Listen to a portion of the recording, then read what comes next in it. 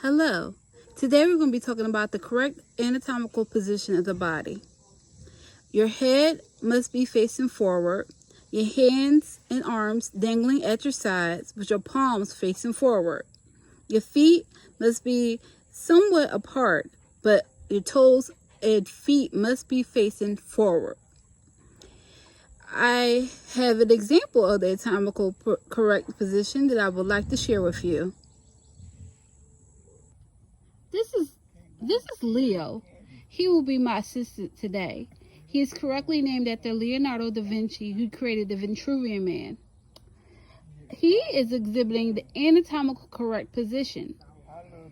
His body is erect. He's facing forward with his feet only slightly apart. His head and toes are pointed forward. His arms are hanging at his side with the palms facing forward as well. He is exactly in the correct, anatomical correct position. I'm standing at the anatomical correct position. But first, I'm going to show you the planes of the body. We first have the transverse plane, which separates your body straight down the midline. It leaves you with a superior and inferior part of your body. I like to think of it as bowing.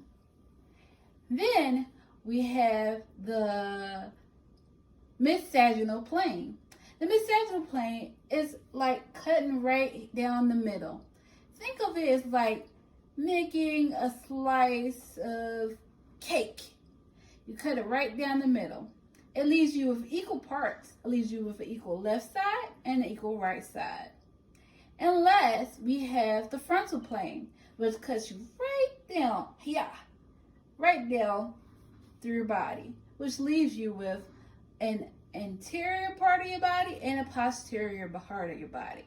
The anterior part of your body is your face, your chest, and your abdomen.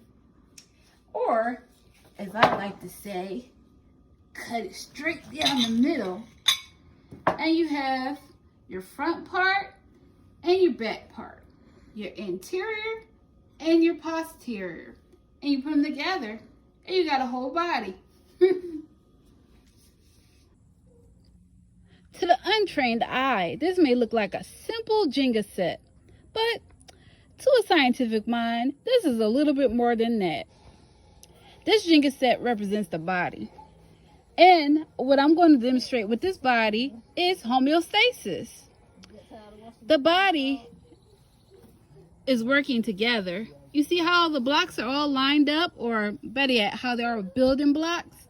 Our body is made up of several building blocks, several different organ systems that work together in order to keep our body in homeostasis. Homeostasis is basically, in layman's term, balance. If that balance is disturbed, like say if one block is taken away, it stayed up, it stood the test of time. But let's say if another block is taken away, it still stood up.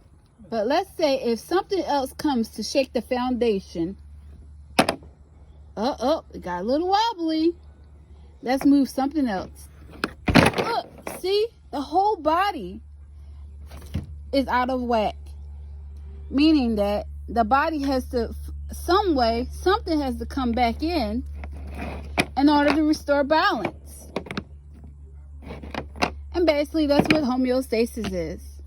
The balance that's created by the body in order to regulate things such as heartbeat, temperature, respiration, and anything else that helps the body to continue to work at a normal pace. That is homeostasis. Every organ system in the body is important when it comes to maintaining homeostasis. Homeostasis is balance. It's basically how the body stays in regular function, normal function that is. Each one plays a key role into maintaining that balance. But the two organ systems that I'm going to talk about are the nervous system and the cardiovascular system. The nervous system is comprised of the brain, the spinal cord, and the peripheral nerves. It basically detects and processes sensory information. Sort of kind of like an information highway. That's the way I like to think of it. It is a series of rapid transmissions of electrical signals. It controls and regulates functions of the body as well as other parts of the body by secreting hormones into the bloodstream. Then we have the cardiovascular system.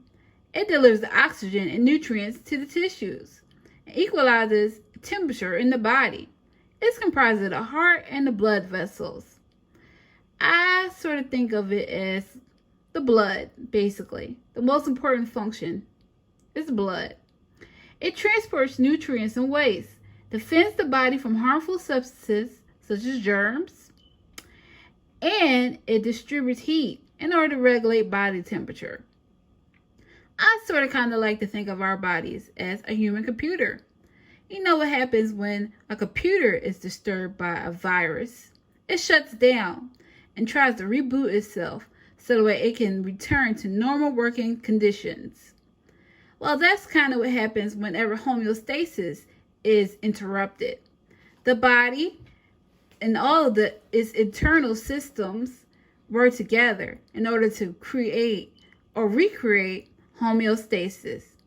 They work together to try to make sure that they can get back to, our body gets back to normal functioning.